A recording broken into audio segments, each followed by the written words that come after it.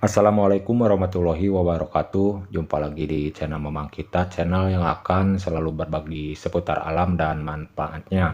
Jika teman-teman mempunyai impusan bekas seperti ini, bisa boleh dijadikan pupuk dengan cara diracik menggunakan paduan beberapa bahan yang lain untuk tanaman cabai, masa generatif atau vegetatif ya teman-teman.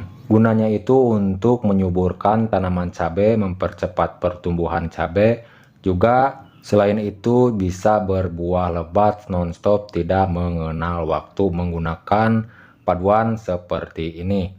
Langkah pertamanya ya teman-teman, di sini saya akan berbagi cara meraciknya. Berukuran 10 liter, menggunakan untuk melarutkannya itu air bersih seperti ini ya teman-teman.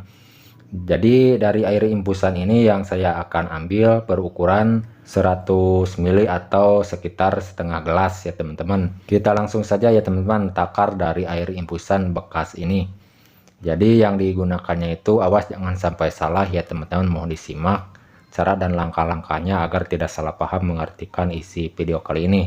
Dari air impusan ini berukuran setengah gelas atau 100 ml yang digunakan. Kegunaan dari racikan pupuk ini boleh digunakan untuk tanaman tomat juga ya teman-teman, atau sayuran, mentimun, dan tanaman cabai. Buktikan langsung jika teman-teman tidak percaya kalau mempunyai impusan bekas lalu dijadikan pupuk diracik menggunakan beberapa bahan yang lain seperti yang saya akan racik sekarang ini ya teman-teman. Cukup menambahkan 1 saset serbuk dari kunyit bubuk ya teman-teman, lalu dipadukan dengan air impusan bekas, lalu dikombinasikan lagi menggunakan beberapa bahan yang lainnya.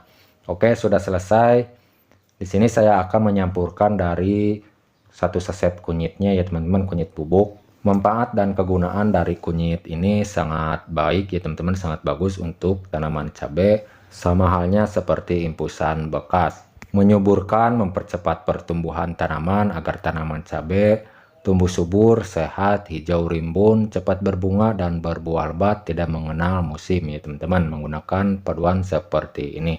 Oke, langsung saja tuangkan seperti ini dari 1 saset serbuk kunyit ini. Dan nantinya cara menggunakan dari racikan pupuk ini bukan untuk disepraikan, melainkan untuk dikocorkan ke bagian akar sekelilingnya seminggu sekali.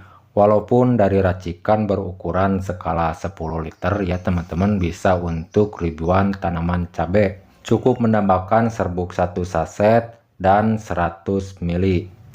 Oke, sebelum saya melanjutkan ke tahap berikut, bagi teman-teman jika ada saran atau masukan dari isi video kali ini, silahkan tulis di kolom komentar untuk sharing-sharing meracik pupuk, membuat pupuk, dan pertanian. Silahkan tulis di kolom komentar untuk sharing-sharing sekitar alam dan manfaatnya. Jika teman-teman sudah mencoba dengan cara ini, cara itu untuk merawat tanaman cabai tidak sesuai yang diharapkan ya teman-teman, tidak ada salahnya mencoba dengan cara saya seperti ini. Mudah-mudahan dengan cara seperti ini membantu dan bermanfaat. Jika mau mencoba dengan cara saya silakan, tidak juga tidak apa-apa, hanya berbagi saja pengalaman yang pernah saya coba. Dan bahan selanjutnya di sini saya akan menambahkan MSG merek Sasa ya teman-teman yang digunakan. Boleh menggunakan merek apa saja, yang penting berjenis MSG saja yang digunakan, berukuran 30 gram ya teman-teman, bungkus kecil seperti ini. Murah meriah, cuman 2000 perak rupiah harganya ya teman-teman. Jadi semuanya digunakan dari 1 bungkus kecil seperti ini.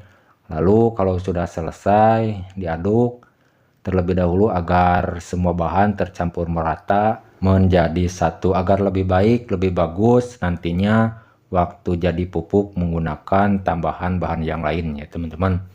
Dikarenakan cara saya ya teman-teman, ini akan saya prosesnya tahap fermentasi ya teman-teman. Sebelum digunakan itu harus difermentasikan terlebih dahulu sekitar 10 hari ya teman-teman, menggunakan campuran bahan pupuk organik fermentasi. Dan bahan yang digunakannya itu M4 ya teman-teman, pupuk organik cair yang difermentasikan untuk menyuburkan tanah, menyuburkan tanaman ya teman-teman.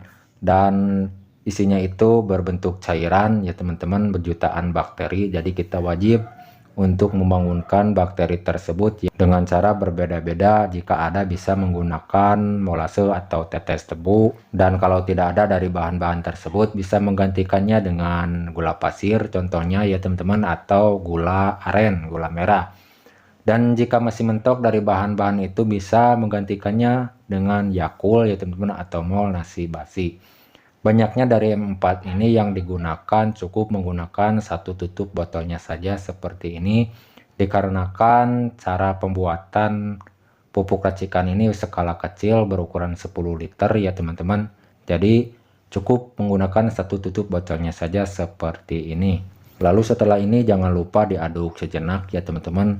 Kalau sudah selesai dituangkan dari M4 ini agar semua bahan tercampur merata padu ya teman-teman. Terima kasih bagi teman-teman yang sudah sering mendukung channel saya ini, sering menonton channel saya. Juga teman-teman yang baru menemukan channel saya ini, mohon dukungannya agar saya lebih semangat lagi menyampaikan video-video selanjutnya tentang pertanian, tentang meracik pupuk, membuat pupuk, dan pertanian. Jangan lupa like, subscribe, dan komen. Dan agar tidak ketinggalan notifikasi video selanjutnya, jangan lupa nyalakan tombol loncengnya. Terima kasih. Oke, kita lanjut ke pembahasan utamanya ya teman-teman. Ini bahan yang terakhir untuk membangunkan dorman bakteri dari M4-nya ya teman-teman. Ini cara saya menggunakan gula aren dikarenakan tidak ada bahan-bahan seperti molase, tetes tebu, dan gula pasir.